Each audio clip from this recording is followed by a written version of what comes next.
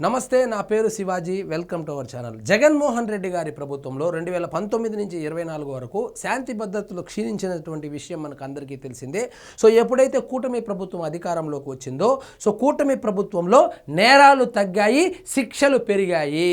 So ఈ వార్షిక నివేదిక ఏదైతే ఉందో 2025కు సంబంధించినటువంటి వార్షిక నివేదికను డీజీపీ హరీష్ కుమార్ గుప్తా గారు విడుదల చేశారు.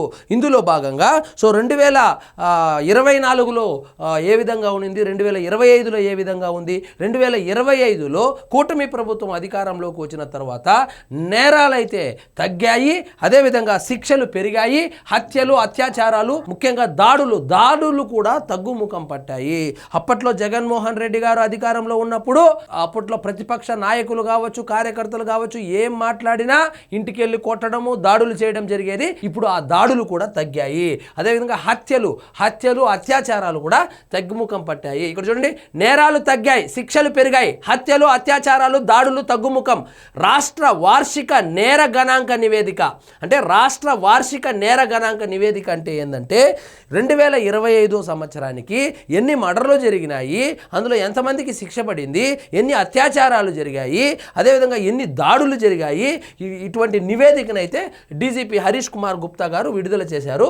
ఆ లిస్టు చూద్దామునండి. ఆంధ్రప్రదేశ్లో గత ఏడాదితో పోలిస్తే ఈ సంవత్సరం హత్యలు, అత్యాచారాలు, దాడులు, మహిళలపై నేరాలు వంటివి తగ్గుముఖం పట్టగా ఆర్థిక నేరాలు, హత్యాయత్నాలు, పగటిపూట ఇల్లు కొల్లగొట్టడాలు వంటివి ఘటనలు పెరిగాయి. సైబర్ నేరాల కేసుల సంఖ్య తగ్గినప్పటికీ ఆయా సంఘటనలపై వేలల్లో ఫిర్యాదులు నమోదవుతున్నాయి.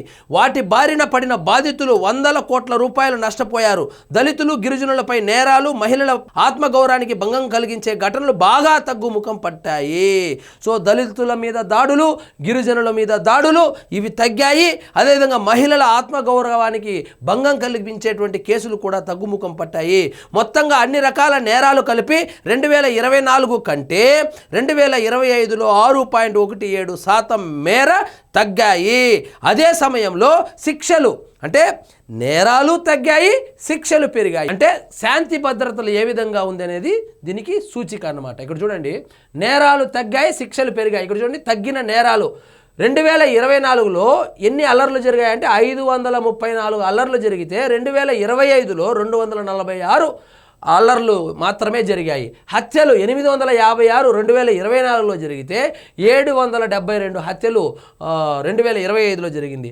అపహరణలు అంటే కిడ్నాప్లు 768 2024లో జరిగితే 2025లో 645 మాత్రమే జరిగింది.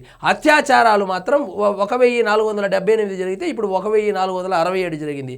మహిళల ఆత్మగౌరవానికి భంగం కలిగించేటువంటి కేసులకు సంబంధించి 2024లో 5388 జరిగితే ఇప్పుడైతే కనుక 4974 జరిగింది. భౌతిక దాడులు అంటే అటాక్ చేసేది సో 22,358 ఉంటే అది 20,075 అయింది.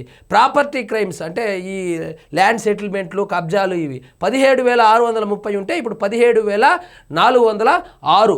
మహిళలపై నేరాలు 16,994 ఉంటే అది 16,347. ఇక్కడ చూడండి, శిక్షలు పెరిగాయి. అన్ని రకాల నేరాలకు సంబంధించి 2024లో 1,10,193 కేసులు నమోదు కాగా ఈ ఏడాది ఆ సంఖ్య 1,03,397కు పరిమితమైంది. అంటే 6.17% నేరాలు తగ్గాయి. గత ఏడాది న్యాయస్థానాల్లో విచారణ జరిగిన ప్రతి 100 కేసుల్లో సగటున 43.5 కేసుల్లో శిక్ష పడగా ఈ ఏడాది ఆ సంఖ్య 50.01కి ఎగబాకింది. శిక్షల శాతం 6.51% మేర పెరిగింది. సో అంటే శిక్షలు పెరిగాయి, నేరాలు తగ్గాయి.